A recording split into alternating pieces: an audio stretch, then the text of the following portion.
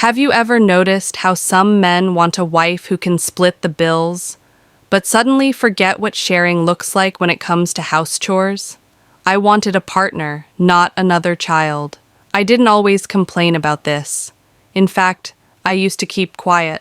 I used to tell myself, maybe I'm overthinking it, maybe this is just how marriage works. But one evening, after a long day, something inside me finally snapped.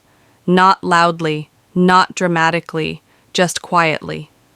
That day, I had woken up early, rushed through traffic, worked nonstop, and still came home thinking about dinner, laundry, and tomorrow's plans. My feet ached, my head throbbed, and all I wanted was a little help, or at least understanding. Instead, what I got was a reminder.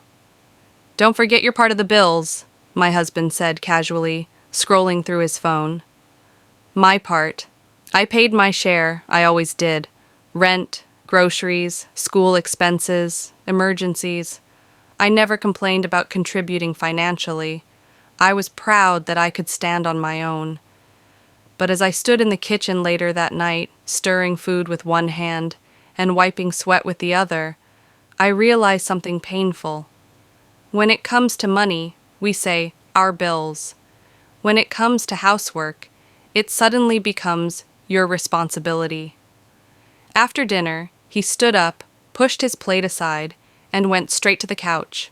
No question, no pause, no offer to help. I stared at the sink full of dishes and felt something heavy settle in my chest.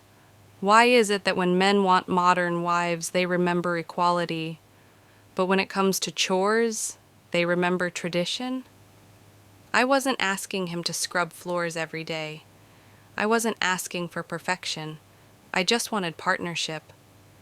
Later that night, I sat on the bed, folding clothes that weren't even mine, and thought about how tired I was. Not just physically, but emotionally. I work, I contribute, I show up. So why did it feel like I was doing life alone? When I finally spoke up one day, his response hurt more than the silence. "That's how I was raised," he said. "My mother did everything." I wanted to scream, "I am not your mother." But instead, I swallowed my words and nodded. What he didn't understand was this. I didn't marry him to become exhausted. I married him to become supported. I don't mind sharing bills. I mind sharing bills without sharing effort. I don't mind being strong. I mind being strong alone. And the truth I've learned is this. Wanting a wife who contributes financially but refusing to contribute at home isn't partnership. It's convenience. I still believe in love. I still believe in marriage. But I also believe that love should not drain you. It should meet you halfway. Because a home isn't built by money alone. It's built by shared responsibility, shared respect, and the simple act of saying, "Let me help you."